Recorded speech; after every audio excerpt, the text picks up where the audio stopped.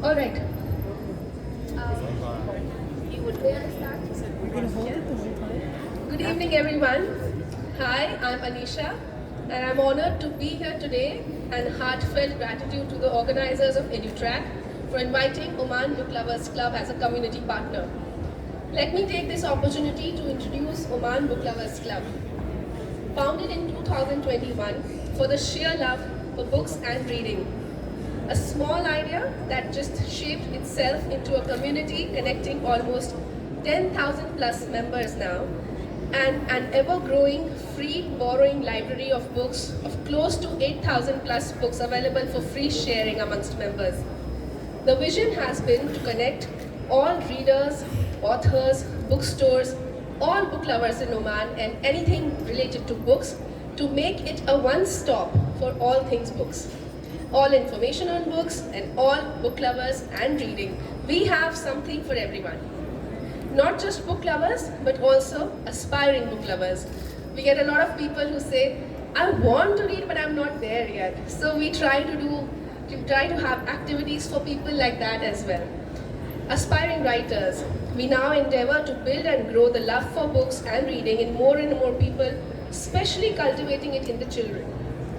Connect with fellow book lovers, talk about your favorite books, share your books, and borrow from other members. Meet fellow book lovers through virtual meets, physical meets, read along book of the month followed by book discussion, face-to-face meetups. There are book reviews, recommendations, people seeking suggestions for books for themselves as well as their kids. Members growing each other's TBR, as they say, to be read. You name it, we have it at Oman Book Lovers Club. Our activities are both online as well as in person now.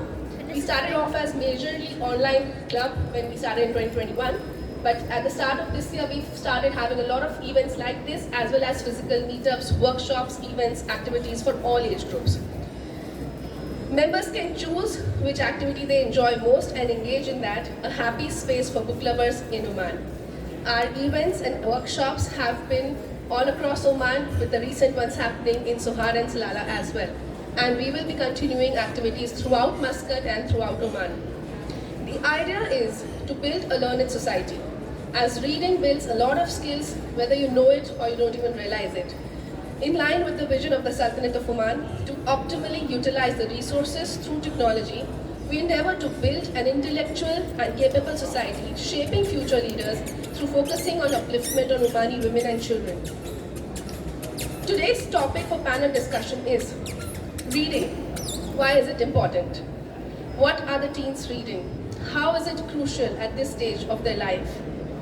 Reading during the teenage years is vital as it positively impacts and supports a young adult's life in general. At this age, teenagers are on a journey of self-discovery and making sense of the world around. Reading helps teens explore who they are through navigating different characters' eyes and perspectives in a safe and imaginative space. Reading also supports emotional well-being, offering an escape from challenges of adolescence and providing comfort and optimism through difficult times, not to mention the skills that we learn from non-fiction books. In essence, reading, be it fiction or non-fiction, equips teenagers with valuable life skills and emotional support, making it an indispensable tool for their development. At this point, I'm taking the pleasure to introduce our panelists for the day. Please welcome Mrs.Divya Narang. Mrs.Divya Narang is a trained teacher in both Montessori and IB curriculums. She has worked with schools around the globe for more than 10 years. Mrs. Narang is married to His Excellency Shri Amit Narang, Ambassador of India to the Sultanate of Oman. She has lived in different countries during his postings and has traveled extensively around the world. As part of her diplomatic life, Mrs. Narang has been actively involved in social and cultural activities. Thank you so much, ma'am, for taking the time today. Please give her a big round of applause. Since Anisha has already told us the importance of reading, I think we're done.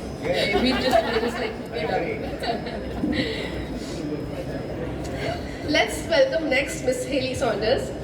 Haylie is the Deputy Head at Cheltenham Muscat International School.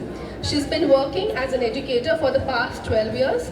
Apart from being a professional educator, Haylie Saunders plays a vital part in culminating reading habit in children across Oman through various platforms. Please give a big round of applause to Miss Haylie.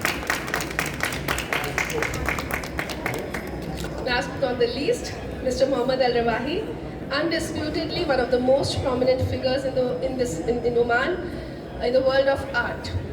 Mr. Mohammed Al Rawahy is the director of art and Soul the Art Gallery at Waterfront, a renowned and respected artist from the family of hugely respected artists himself. Sir retired as the English literature professor from SQU and is best known as a phenomenal Arabic calligrapher. The introduction can go on, but with your permission, I'll start the panel discussion.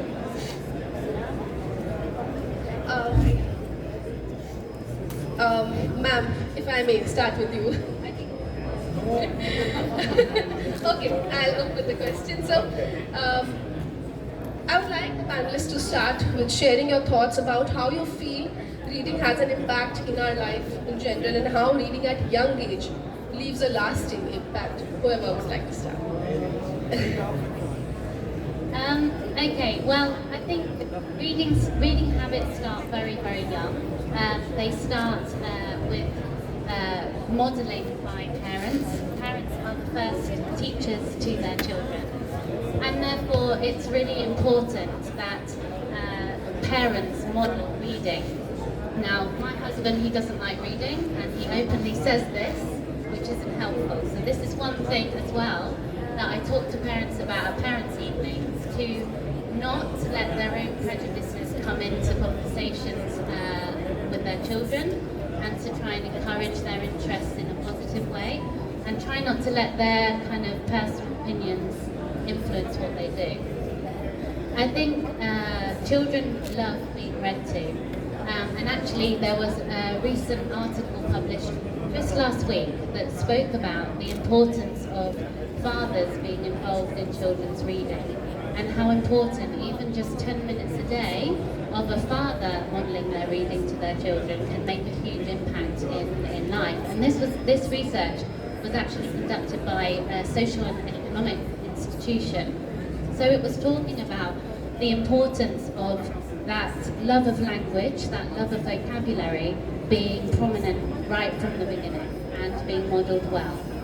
Of course, when very early children, they do not know how to speak well, they do not know about pronunciation, they do not know about certain words. So it is really important that these parents model the way to speak, the correct pronunciation, and also how to express as well when reading, because lots of people read, but they read in a very monotone way. And it's very important with young children, they read your faces, they read your expressions, that you give a lot of good modelling of that as a parent. You know that when you talked about pronunciation, and that reminds me of a joke. I'm taking the liberty. If you talk to somebody and they pronounce a word wrong, respect them, because they learned the word not through reading. So that's such a very different perspective. You didn't hear it in a conversation, which means they read. So same question. You can say the word 6 times and there are people who will still say, yeah. We'll just follow up. Yes, She exactly. said, let me differ with you, with respect.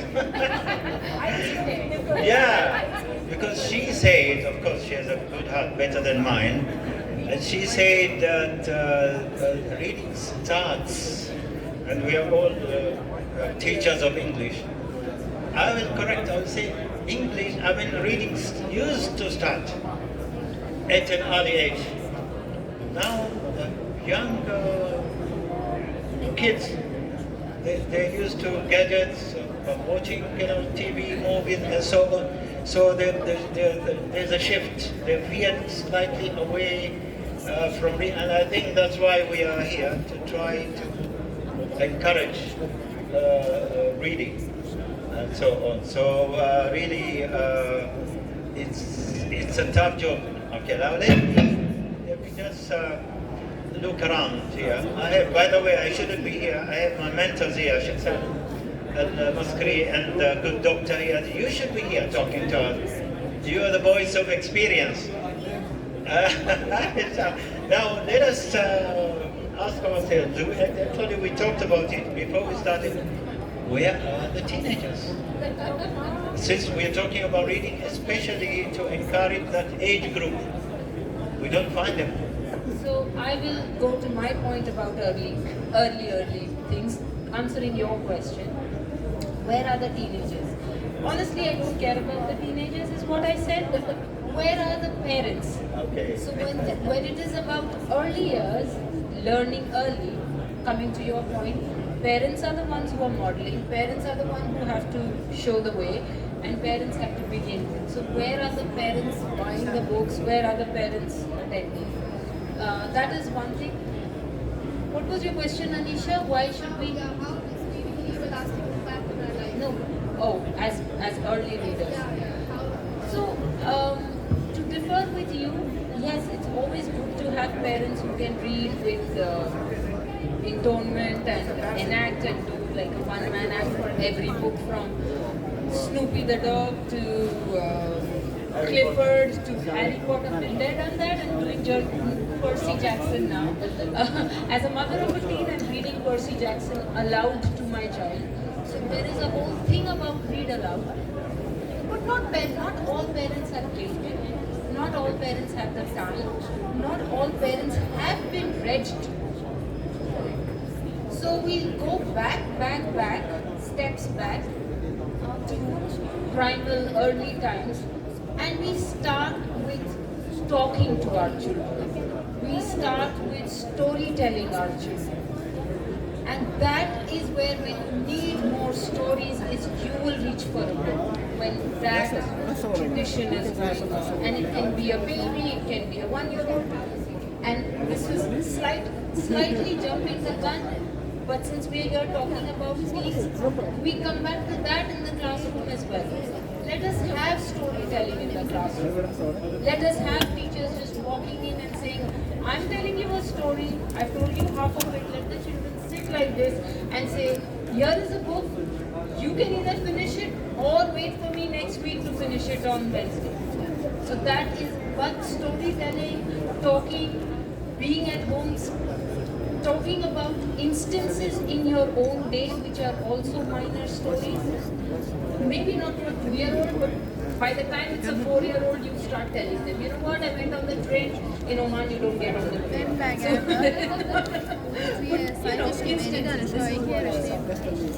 And this, what its lasting impression is I think again what we will all agree on, is having heard this, the child can retell this.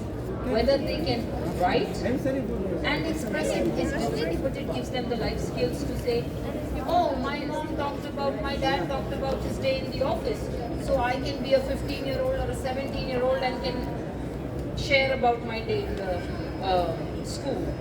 And that is where early conversations and books come in. Yeah, I think conversations not just talking about experiences, enriching your general awareness, but also vocabulary, the usage of words, how you're expressing yourself. So when we're reading or storytelling, how we are also learning to express ourselves better. I think that's also important. Yeah. Two things about so this way I don't differ so much from reading. But no, it's a takeoff. Well, Buenos Aires. We have a visitor from Spain and the US. Two things she said are important. For me personally, and I think I speak a little bit for my elders, yeah? My father was an avid reader, not in English, in Arabic, especially religious books, but it does rub off on you. This is what she was saying. If you read indirectly, you're encouraging your kids to read. If you have a lot of books, variety is important. Also, that is also an encouragement. She talked about vocabulary. Where do we get our vocabulary? All of us. Storytelling. Yeah, also. from reading. Because today, I think most of our, I'm talking about college level now, first year, they have a lot of problem writing. Why? Because they say, oh, we don't have the vocabulary, we don't have the words to write properly. It's gone back to reading. I think as well, culturally there's some differences as well across the world. So in response you know, in the UK, generally, children are in bed by the latest 8 o'clock. So it's part of our routine to read to our children for 10 minutes a day. If the parents don't have the skills, one of the things that I say for them to do is to play an audiobook, because this is also modelling the language, it's told in an exciting way, it gives music, and the parents don't have to model this, particularly here in Oman. The parents say to me, I don't speak very good English, so how can I model English in a good way? And I always direct them to English audiobooks, which are usually the authors and the people that speak about those things are really carefully selected for their pronunciation, so the children are hearing the words in the best way and with the best accent as well. And with regards to Oman, you are at a cultural advantage in Oman, because all children have a duty to read the Quran. So they have to start reading the Quran. It's one of the first words in the Quran to read. It's an instruction from Allah. And therefore, it is really important that, particularly in Oman, the parents perhaps capitalise on this. The children are learning through Islamic studies and social studies all of the Quran and the history of Oman. So maybe it's about starting with this, making it exciting. As you said, you saw your father reading the Quran. I tried to, Exactly. So seeing it through the religion is also a good starting point if they don't pick it up on time. Yeah, I agree with your point about sleeping. I mean, sleeping on time. All our children were raised like that. We were raised like that. It was just about this idea when we talk, whether it's on TV, that everybody has to read excitedly. Audiobooks is my next point. But one of the things that I have learned also, and this is the convention coming from the West, reading to your child at night and then snuggling them in and sleeping, been there, done that, is also that my children enjoyed reading in the mornings a lot, especially summers, weekends, and so they get up with a book, and it was just a little odd for me that you get up in the morning, you're still in your pajamas. And then eventually I read a study that people who get up and read first thing retain a lot and they enjoy it a lot. And secondly, again it comes down to parenting, because we get up and we read newspapers in the morning. So not connecting that. But then, like what again, this to your point, reading can be in any which way. If it's an audiobook, again coming back to storytelling, it's just listening.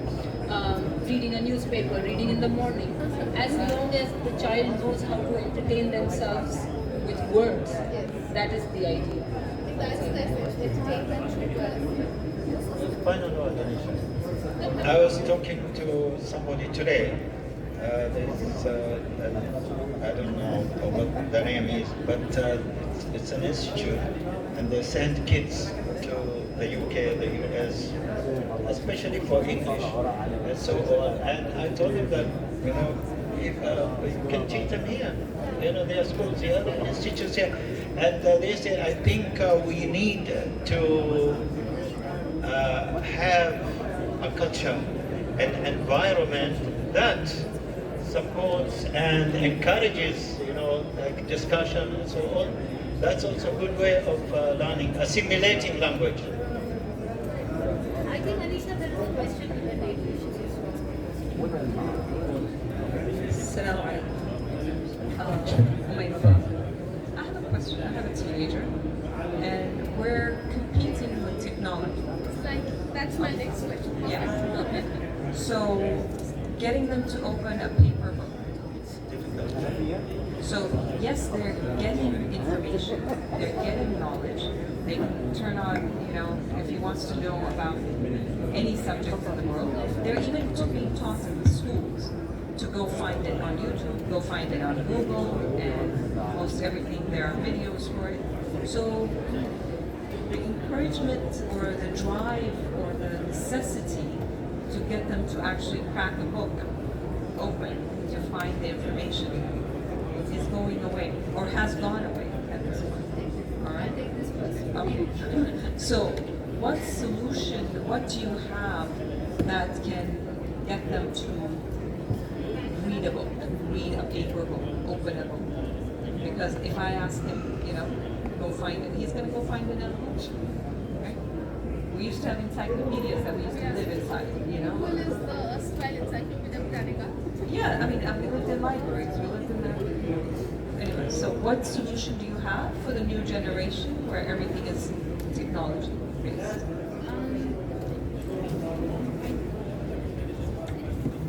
Can you hear me? Okay. So I'm just taking this because I know Miss Haylie and Mr. Rawahy are well equipped, would be better equipped than me, but I will speak as an early years teacher. So I bring the thing on you. Was he a reader before he hit his teens? Was he spending time, an hour a day, 20 minutes a day? Did he have favorite books before? Was teaching inculcated? So I will go back. No point in looking back, but that is where we start. That's why I said we need parents here. It is an early on technology. So that is the past. What habits, what Ms. Haylie said, what habits were inculcated. Going to Google, going to a Kindle to find a book, how does it matter? What we used to do thousands and thousands and thousands of years ago was humans had an oral tradition, right? Stories. We used to gather in circles and tell stories and sing songs. And so when the first alphabet was written, I believe in Egypt, but that we can debate, that there were scholars who said this will be detrimental to the human spirit because what we learned as memory, it won't be any memory. When he tells me a story, when he tells me the legends, I'm not going to remember the names because somebody has written it in a book. So we as humans will lose this ability to retain and to recall because there is a book for ready reference. I feel that is the same kind of attitude we have for Google. Oh, the hair, it's over there. Oh, it's always there. They will not retain. Maybe they will build another skill. The point is for a teenager, if he's going on National Geographic, he is going on Google, he's finding any Kindle, he's finding anything, is better than him finding other bad things to do. Okay? Whether it is whatever.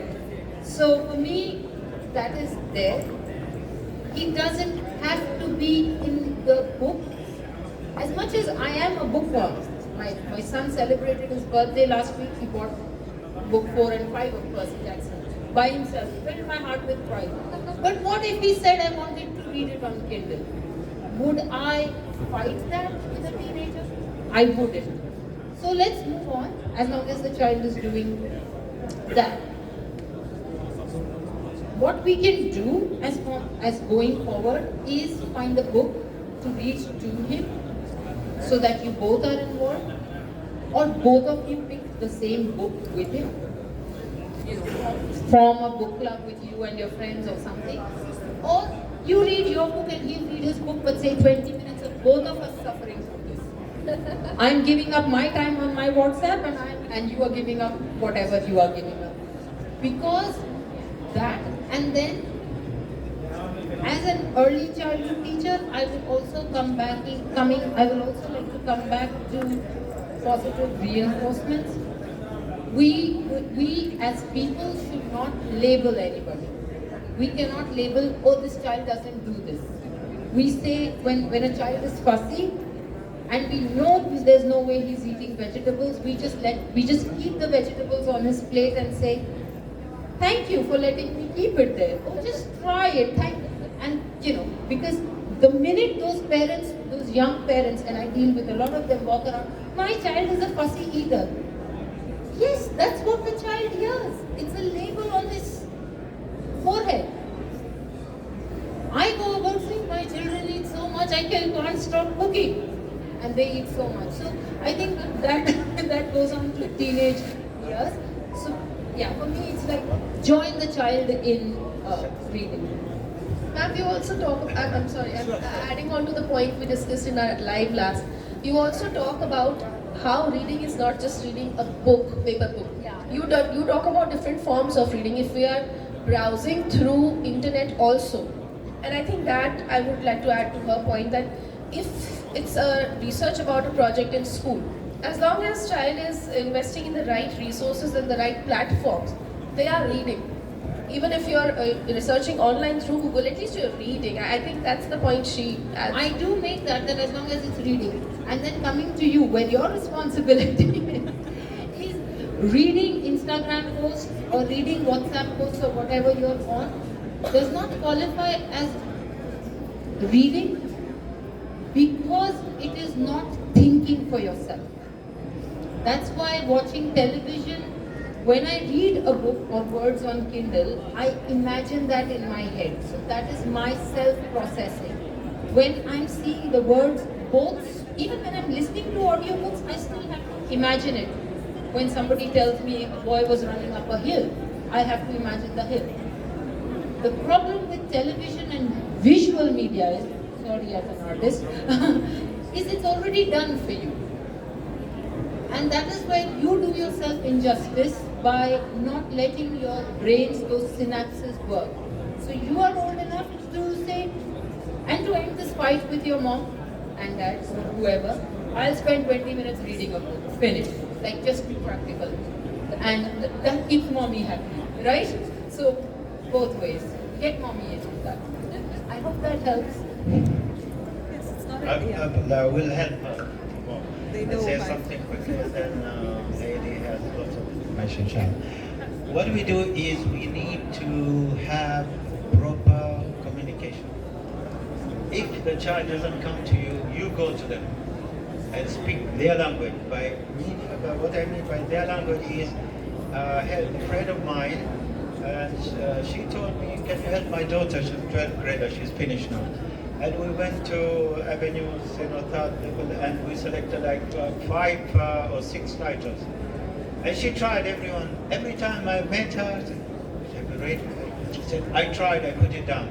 And then eventually she admitted, she said, I cannot read anything. It has to be online. So I think as library, Oman Book Lovers Club, they have something online now. You can get information, but borrowing an e-book is the beginning stages now. And I think this is where we should really have a lot of e-books. The environment needs to change, the culture needs to change. We don't have that reading e-book reading. It's not there. As we said, we read, as she said, newspapers, magazines. We love books. But our kids don't. So we need to go to them, really.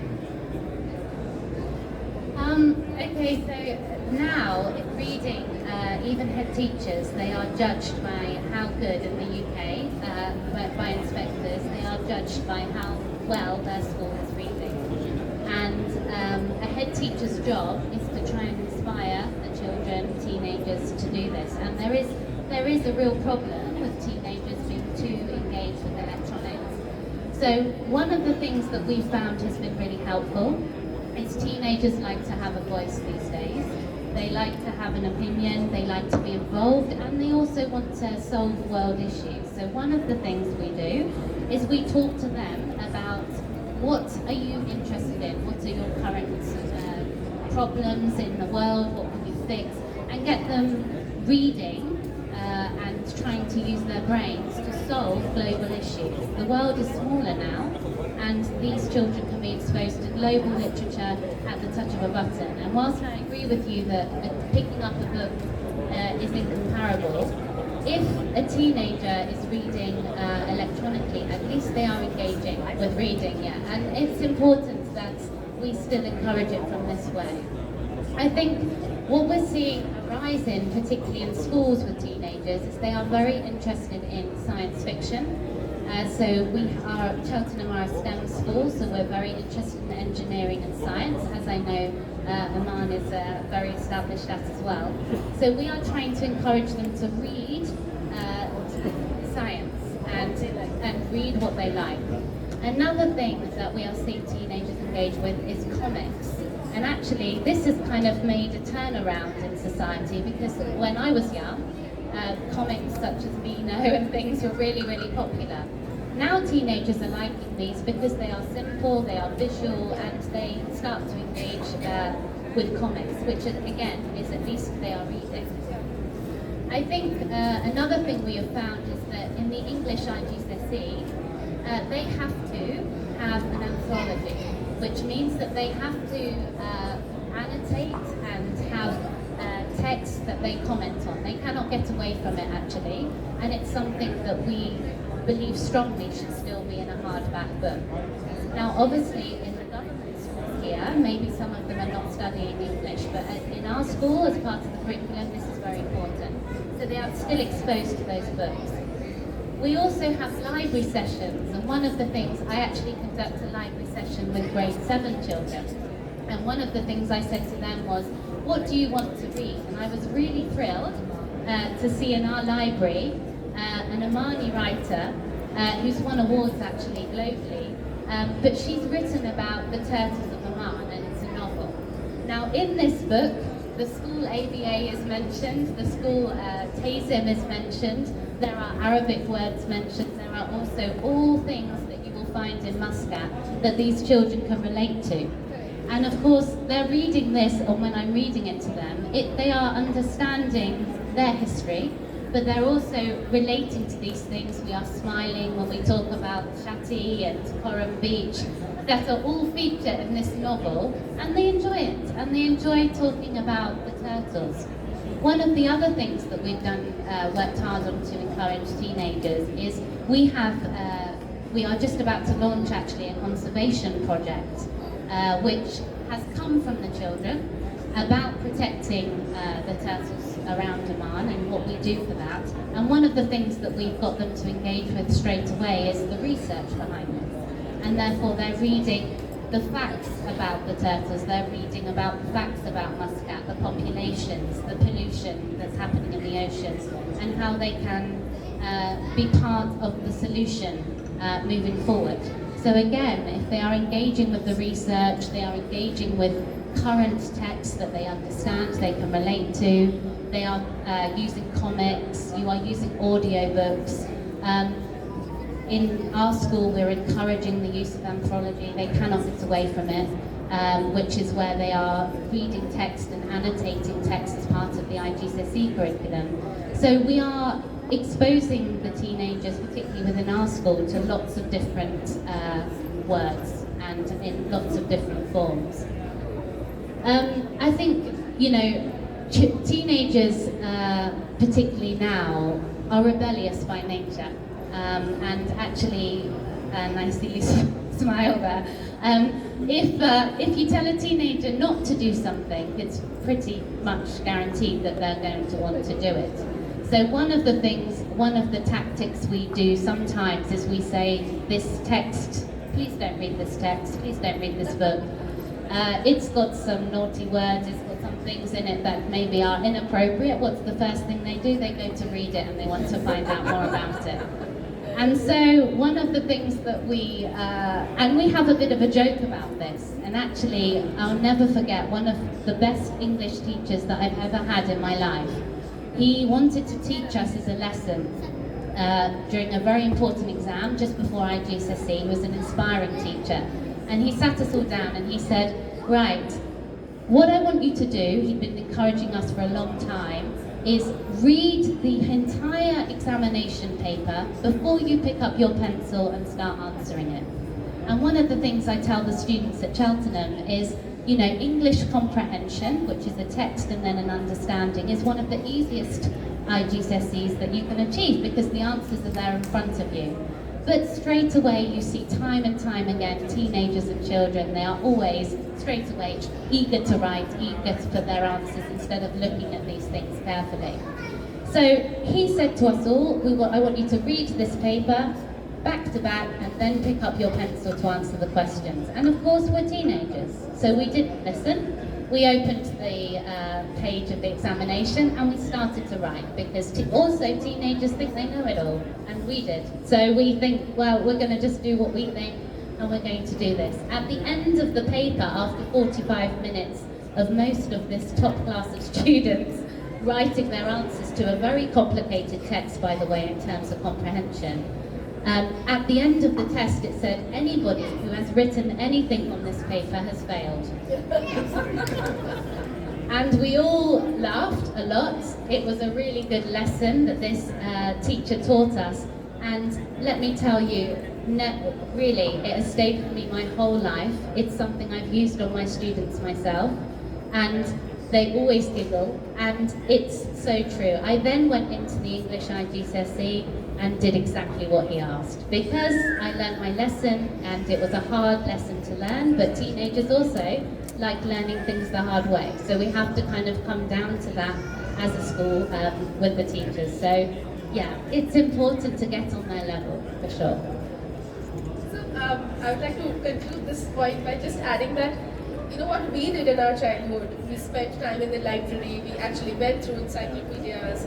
But the world is changing and we need to adapt to it. And I agree with what ma'am said here, that reading can be in different forms. So if we are reading the National Geographic online, it's absolutely fine if they're doing the right thing. However, what I do believe, reading a paper book has its own benefits, psychological, mental health. It just brings you peace after a hectic day, and which is also important for this age. So, add to what she also said, when as the Oman Book Lovers Club, a lot of people come to me and say the same thing, my child isn't reading, how do I generate interest? They're mostly interested in the videos, even the little kids. That's the first thing I say, okay, start with the easiest possible, illustrated graphic novel. For little kids, the illustrated books. For older kids, maybe a manga, or graphic novels, or comics, even maybe an Archie's, or there are so many movie books that come out. You know, the movie Cars, there's a book on it. There's a book on Hulk, you know, those kind of. I always suggest to parents to start with that. Once the child finds something that they already connect with, you know, the superhero movies are all children connect with.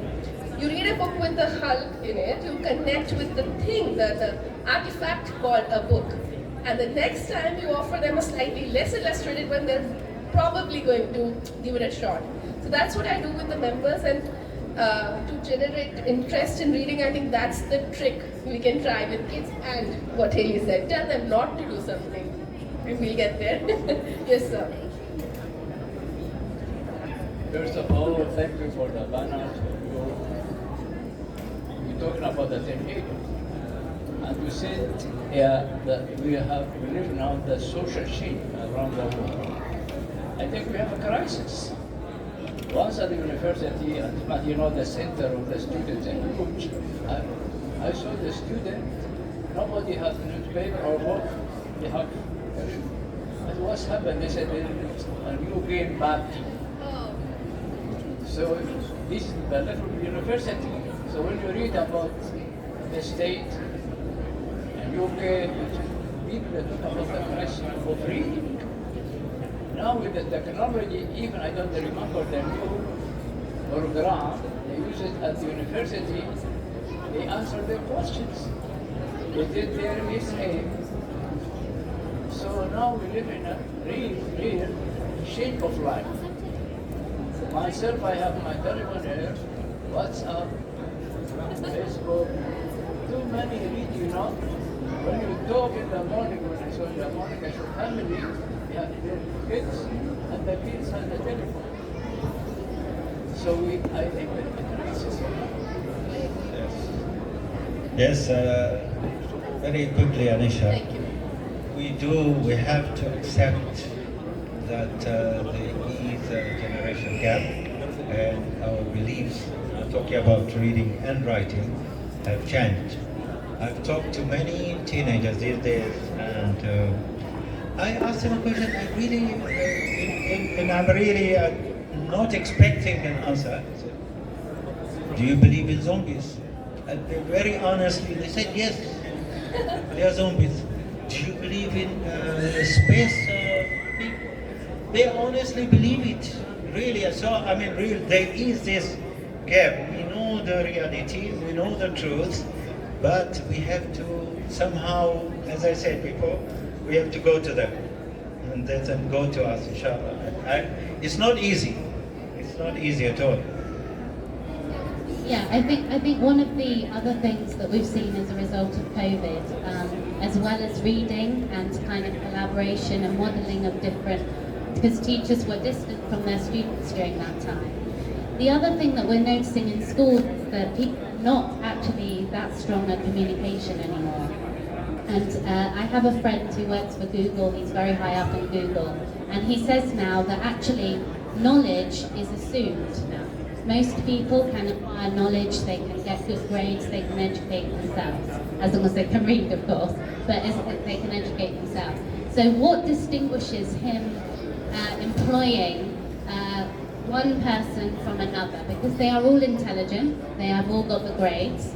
And he said, one of the things I do, Haylie, is I just anonymously, I will ring the candidate. It's not a planned phone call. It's not something that they can prepare for. I just call them up. And he said the results are shocking. Just how that student or how that young person can conduct themselves on the telephone, how they can explain, or even if I ask them to kind of comment on a recent article or anything that is published by a company, they cannot, because they have been so trained to prepare and perform that they're not used to being spontaneous anymore. And so one of the things in education that we're working really hard to do is to encourage children and teenagers in particular, and young people, to be able to conduct themselves well. Yes, we have technology around us, but there is an etiquette to technology.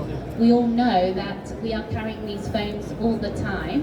The minute you have a phone in somebody's company, really, you are not telling them that they are important in your company. And so therefore, as teachers, we have to model that the phone is an asset to our life, but it is not the life. And we have to put it down and we have to take a break from it. And I just think that in schools we're seeing children not able to conduct themselves well. They are forgetting etiquette, they are forgetting social cues from people, they are not able to present confidently as well. And so we are working really hard on getting their confidence up, getting them socially strong so they can hold a conversation, they can conduct themselves well. But also in our lessons we're making sure that they are presenting regularly and standing up and addressing the audience. And that is something that we have seen a real decline on. Even reading a presentation out, they are struggling with this. So it's very important, again, that the children are exposed to many different experiences to help this. Anisha, about the teenage issue, one of the things that I want to say, I know you and we all believe it, somewhere in the back of our minds, that, oh, we were in the library and we had the books and we were doing this. Yes, we were, because we didn't have phones. So let us be realistic about it, and not feel very superior, like look at this generation, they don't read books. Yeah, because we gave them the phones. One of the reasons why children read is just, even my younger one, 16, doesn't have a phone. Yeah, and they feel pretty embarrassed about it. It's not like it's an uphill battle, but then are we ready to have that battle? If not, we can't play superior. We can't say, oh, we were the books generation.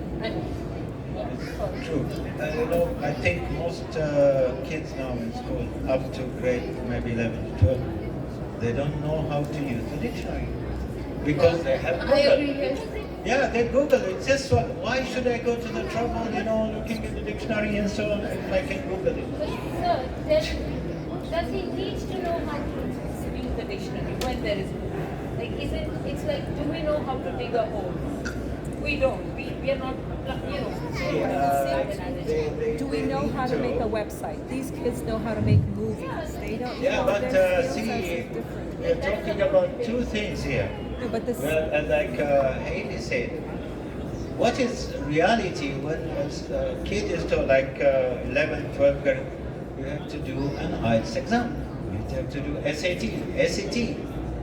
That is when Google can't help you. I throw in something interesting. I had this, this is a debate in my head since 6 months ago or so.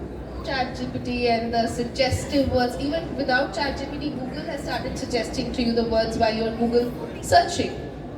I was trying to make a presentation for our own SOP within OBLC, and a student comes up, a teen, and makes a presentation of the SOP using ChatGPT. And that's a debate I want to throw in here. That's the student right there smiling while shooting. I said, well, so if ChatGPT is trying to make our life easier, if AI is trying to make things more efficient and faster, where is the drawing line? Where does the human intelligence element come in? Okay. So why? Well, what is wrong with it? If you're just doing an SOP that you want, let ChatGPT take it. We have mechanized car making. We are not making cars anymore, right? All our ships are whatever. It is fine. The problem with ChatGPT is, and that is where we come in, is we read so that we can write, so that we have something to read that we like, right? And people, let ChatGPT come in, but it doesn't mean people won't be reading about the tutor, because it's not something, like you don't go on ChatGPT and say, please give me something to read. It is just a tool that makes you write. But if you have to write something that you want other people to read, which is not generic, you will write. And you know that, and those writers know that they need to read. So for us to get anxious or, what is the word, just be nervous that, oh, ChatGPT will take away everything. No, there are still people employed in the car industry, there are still people employed in making computer chips for computers. So work goes on. It's not like, oh, people will be, so there will always be authors, there will always be writers, because they have their unique perspective. And I will choose the author and you will choose the author, because you know that generic stuff is available. So I'm not very worried about it. Let the ChatGPT write its SOP, and then I will correct it if I have to. I think it will just speed up the process of manually writing the whole thing. We read it and we apply our brains and edit it to our use. I think, again, I'll go back to the gap between ourselves and youngsters today, is that I think we were talking before we started, but the value of knowledge or education, I think it's lost on most teenagers. I'll give you an example. This very young boy, he used to go follow his grandfather, and his grandfather liked fishing. So they went fishing, and then he got to about 6, and his grandfather said, you have to go to school. I said, why, grandfather?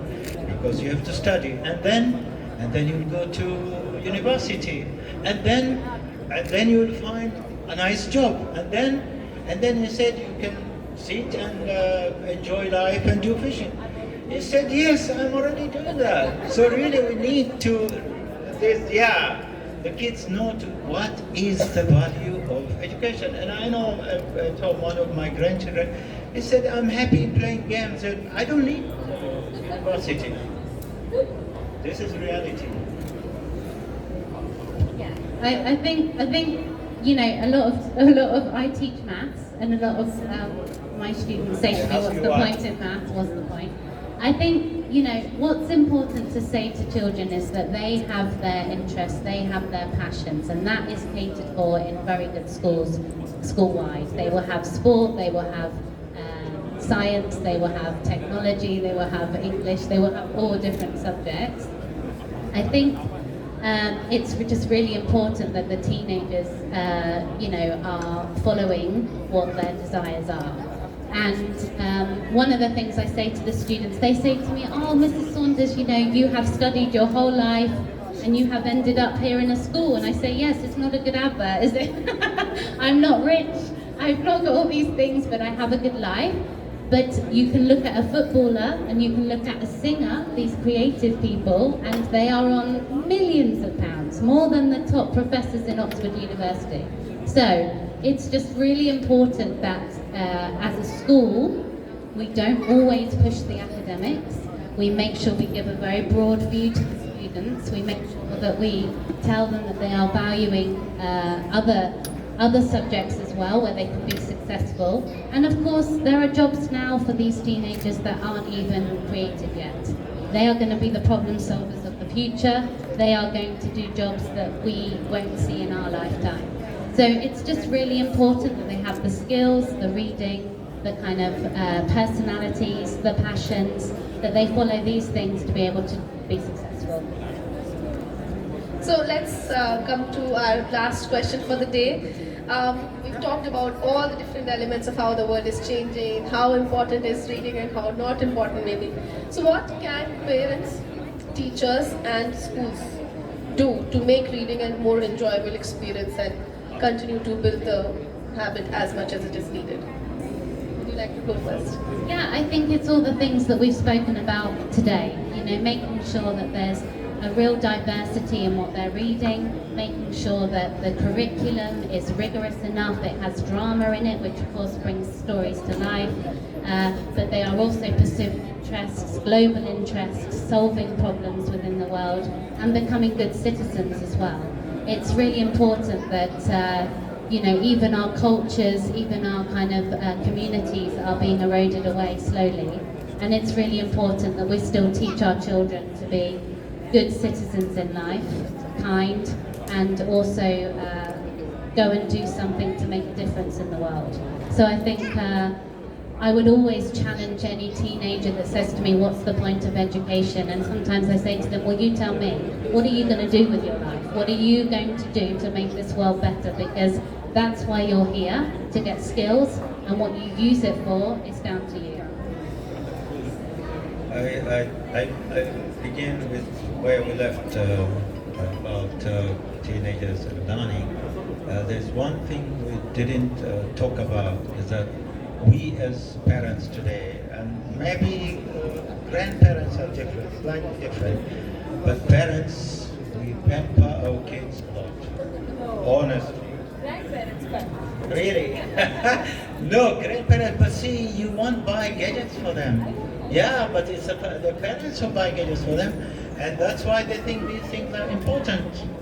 So, to come back to the last question is, we have to find ways of making, because we're talking about reading, but about all of education, we have to make it interesting for them. We have to make it pertinent for them. This is the body of education. You have to, because going back to you said, okay, why do you want to? I'm happy in front of the computer. I don't need anything else. That's where parents come in. It's your mistake, as you say. I do. I agree. I blame the parents. What can the parents do? Well, just have reading habits. Join the child like what you would do if you want your child to start cooking. You take it in with you in the kitchen, you model it, you help them. Don't criticize them because they're learning, blah, blah, blah. There is a lot of pressure on them. So yes, we parents... They tell you they don't like cooking. Yeah, but then you have to eat. You have to... If that will happen.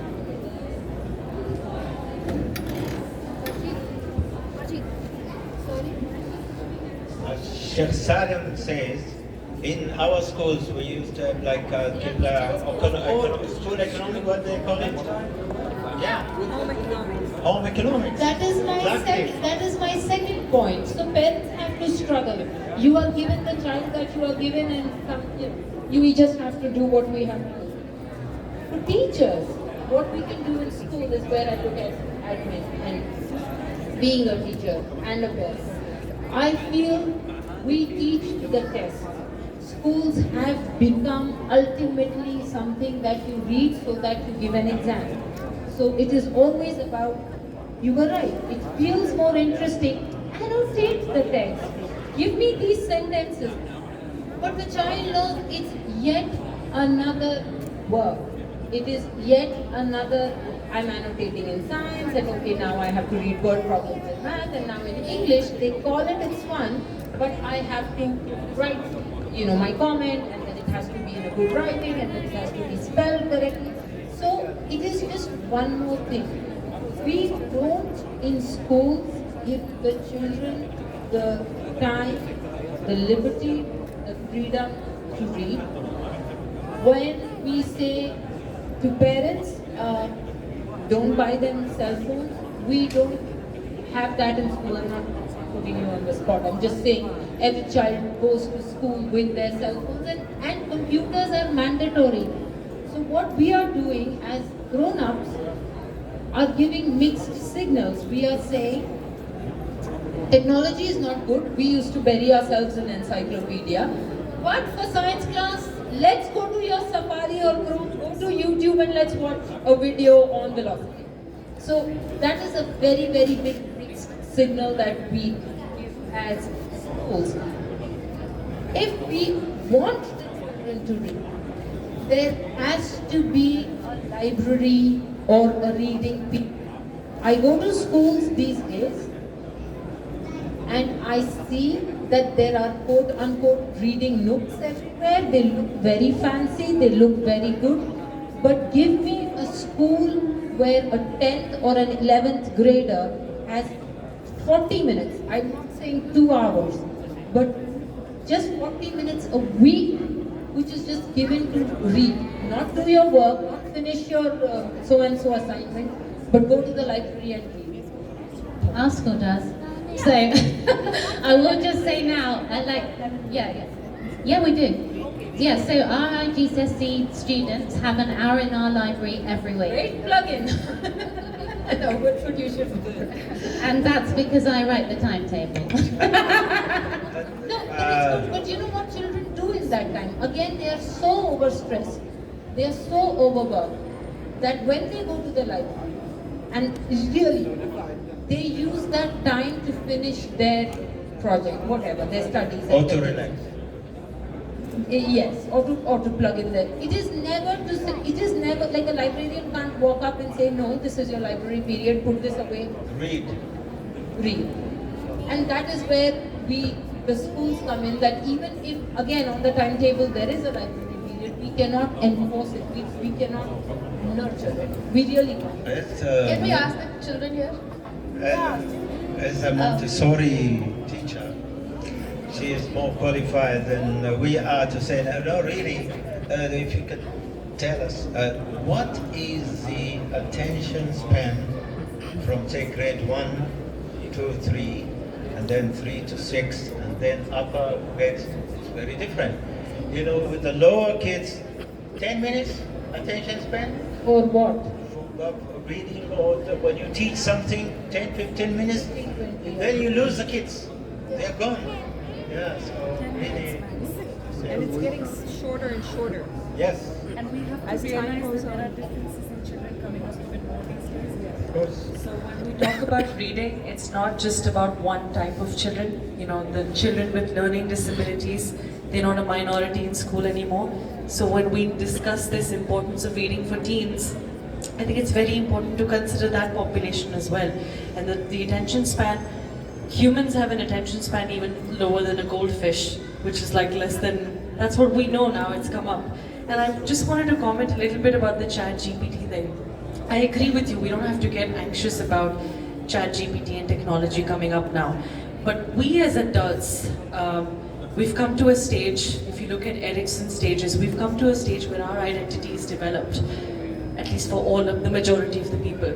But for teens, that is an age when their identity is being developed. And when they're so heavily dependent on ChatGPT, even for small things like SOPs, for example, that gets integrated with their identities. So when you think about reading, when you think about anything that you do, critical analysis, critical thinking skills, because of ChatGPT and because of all these technology-related things, that skill is very underdeveloped for these children. There is not enough data data on that. ChatGPT is 6 months old. Absolutely. We don't know what's happening. Absolutely. Okay, That's- so let's not quote it as critical thinking skill. Yeah. Also, right, again, just sticking to the point of writing SOPs or banal things. We all write the menu the way menus have been written in the last 50 years because we have been to restaurants, so we don't think it is plagiarizing. That's what ChatGPT does. Instead of me opening up a menu or an SOP and looking it up and then typing it, it's just somebody else misses one step. Agreed, yeah. So we are not yet there about losing critical any kind of skills as long as we are doing what we are supposed to. Exactly, that's what I was coming to. So again, I'm not against them using, but like she said, drawing a line is extremely important regardless of any skill that comes up or any technology that they use. They're most welcome to use these things, but it can, because they're not thinking of it. When we were also young, we could remember numbers, but now we have phones. We don't remember numbers anymore. And this generation is going through that too, with other things.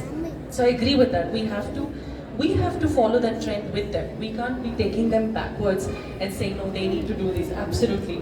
But We made the trend. exactly, yeah. Our generation made GPT. So we made the trend. It's not like we are following them, they are following the trends we made. Yeah. So again, it all comes back to us. Absolutely. That's, But I would agree with drawing the line. I don't say that leaving it. Yeah. Crucial. Let's not put all the pressure on the kids. Yeah. What is happening? I know Mashayikh will agree with me. Those who are in our government schools, and we have private schools here who can jump in this. Especially I'm talking about lower grades. Are our teachers equipped psychologically? They are not. Believe me, the young lady agrees. So I mean, really, we don't know. Child psychology, Piaget. Who's Piaget? Our teachers don't even know who's Piaget. I don't know. I don't care. Philosophy is important. Psychology is important. We're talking about sports. A healthy body and a healthy mind. Unfortunately, our teachers are not yet there. So we have to, as you say, really work together and to help our kids. I think we're on agreement for that. That we all have to do it. It's not just tell the teams to do that. That's it. If anybody has any more questions, as we will close. Yeah, in Spanish, no problem. Yeah. No, thank you. As you know, I work for the University of Louisiana in Lafayette. And one of the main issues that we are looking at right now is that the students are not writing their papers.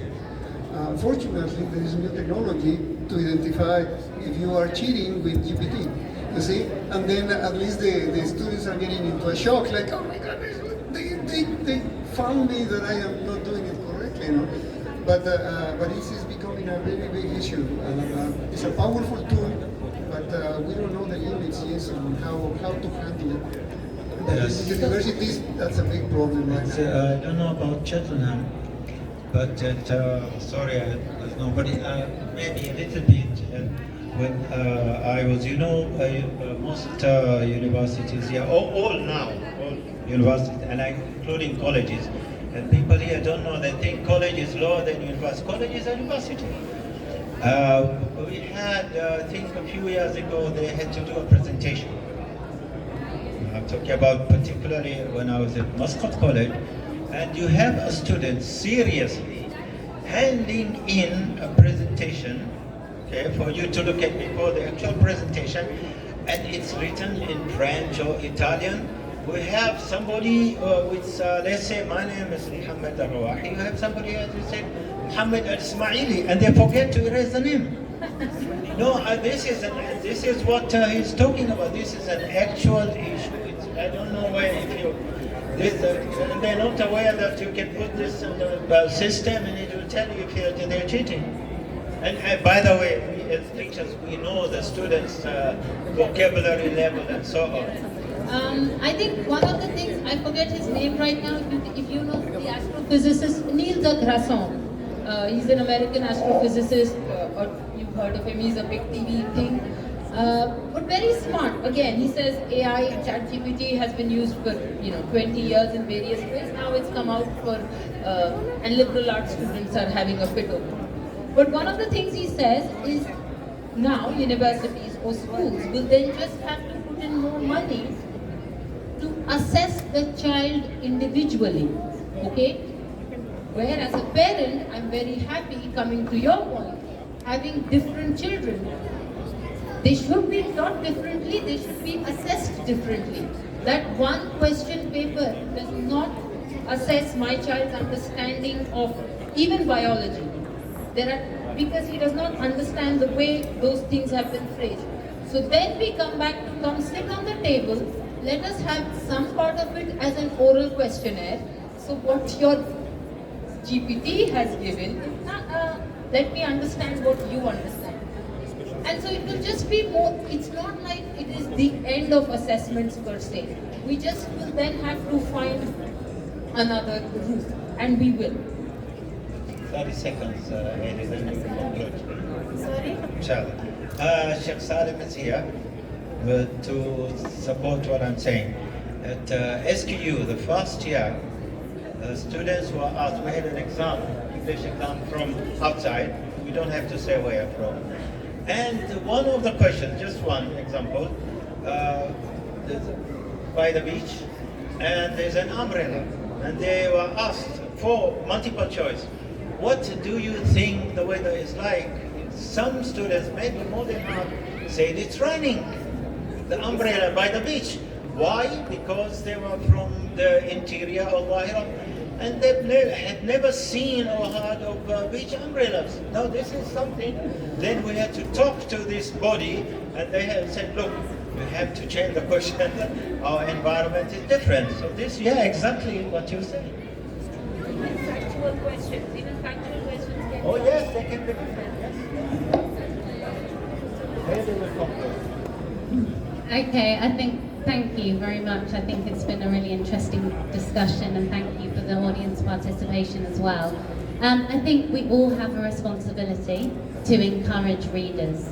As adults, we have a responsibility to model it in positive ways, to be passionate about different things, and to pursue children's interests, and take an interest in our children and what their learning habits are, what they're looking at, what they're reading online, making sure that we're protecting their young minds and using things in a positive way. So I think take some time to enjoy a book tonight, maybe. Either on your own or with your children, and even if you can't do this, pick up an audio book, get the listening to the word, read the Quran, do something that is productive before you rest at night and start the day in a good way also. To show us that you... One word from thank you, Haylie. Nurturing. Whatever the bad kid is bad, he doesn't do it. You are the parent, you are the father, the mother. Use nurturing. So to add to what Haylie said, if you are reading tonight, take a picture, post it on your socials, tag us. Tag Oman Book Lovers Club and we'll reshare. Alright, thank you so much everyone. Thank you to our panelists. Let's give them a big round of applause. Thank you. very good audience. You really listened. And they participated. No, they were participating. Oh, that's why an audience means, to listen, audience.